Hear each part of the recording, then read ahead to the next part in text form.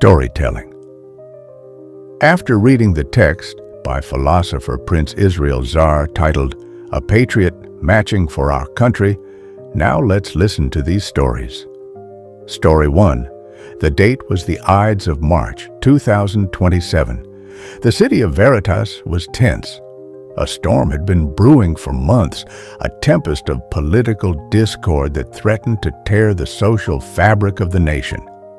It was in this atmosphere that Ilara, a historian and an activist, found herself drawn into the heart of the maelstrom. She had read the missive, a sprawling, passionate text attributed to a mysterious figure known only as philosopher Prince Israel Zaar. The words, though dense and formal, resonated with a desperate plea for unity and order. A patriot, matching for our country. Ilara and her colleague Marcus, a former police officer who left the force over concerns of escalating tension, decided to organize.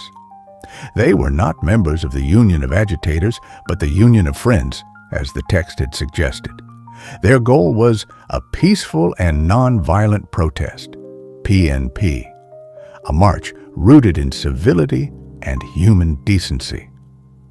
"The prince is right," Marcus said, unfolding a large, crisp American flag.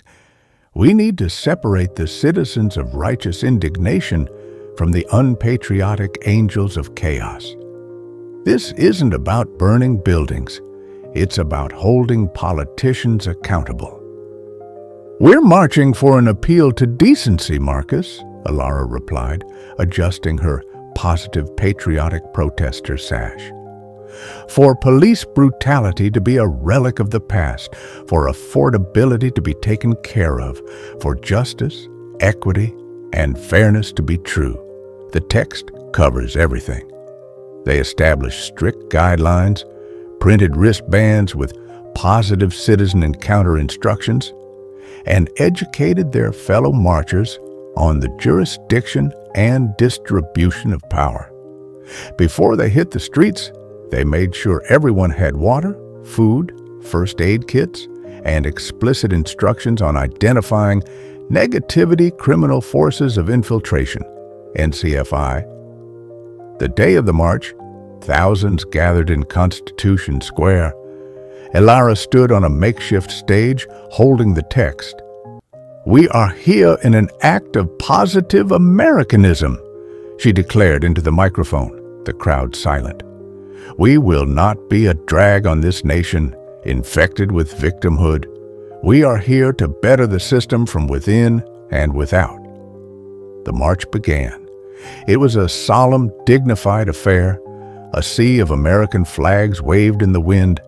The energy was palpable, a mix of hope and structured purpose. They chanted, but it wasn't the usual aggressive screaming. It was rhythmic, almost melodic. "We the people, rule of law, for all Americans to prosper." As they approached City Hall, they saw them, a separate, darker crowd of the unpatriotic Angels of Chaos, UAC, waiting near the courthouse, already lighting flares and shaking barricades. These were the foes of peaceful, non-violent protest, FPNP. Suddenly, a glass bottle shattered against the pavement near the PCCA front line. The sound was deafening. The UAC charged, cloaked in masks and brandishing bats. A few from Ilara's ranks hesitated, wanting to fight back. "No!" Marcus shouted, planting his flag in the ground and standing firm. "We protest out of civil obedience. Be of solidarity, not agitation." Ilara quickly pointed to the designated peacekeepers wearing bright yellow vests. They linked arms, creating a human barrier. Instead of violence, the main body of protesters began to sing the national anthem. The sudden, massed sound of a unified, peaceful nation, despite the chaos around them, created a striking contrast.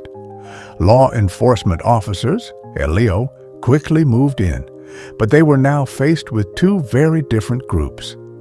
The LEOs, trained for the usual chaos, were momentarily stunned by the peaceful, organized discipline of Ilara's marchers, all holding their flags high, respecting law enforcement. They focused their efforts on the violent agitators, separating the MUA from the MUF. In the end, while the agitators were arrested, the patriot protesters accomplished their goal. Their voices were heard, their appeal was solemn, and their march was peaceful. News reports the next day praised the positive patriotic protesters for their adherence to the rule of law and their ability to self-police and mitigate conflict. Back at the planning headquarters, Marcus poured Ilara a cup of coffee. The city was calmer. "We did it, Ilara," he said, tapping the text. "We performed the civil democratic ritual. This is philosophical, not empirical. The wisdom of Zaarrianism."